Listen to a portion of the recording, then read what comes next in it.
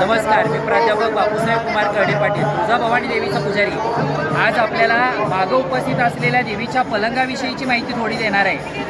हा पाठीमागं माझ्या दिसत असलेला जो पलंग आहे, हा पलंग नगरचा जो तेली आहे, हा तेली आई दरबारामध्ये तो पलंग वाजत गाजत घेऊन येतो.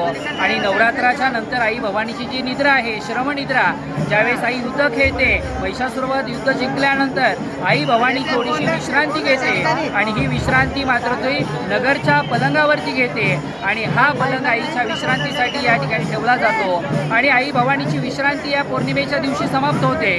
पौर्णिमेच्या रात्री पहाटे 1 वाजता आई भवानी या ठिकाणी सिंहासनावर जाते आणि जो देवीचा पलंग आहे, हा पलंग या ठिकाणी बाहेर दरबारच्या बाहेर इथं ठेवून याची दर्शनासाठी सोय केली जाते. आणि मग पौर्णिमेच्या निमित्ताने येणारा जो भक्त आहे, हा देवीचं दर्शन झाल्यानंतर या पलंगाचं दर्शन घेऊन या पौर्णिमेचं या ठिकाणचं दर्शन पूर्ण करतो. असे या पलंगाचं विशेष महत्त्व आहे. जय भवानी, जय शिवराय.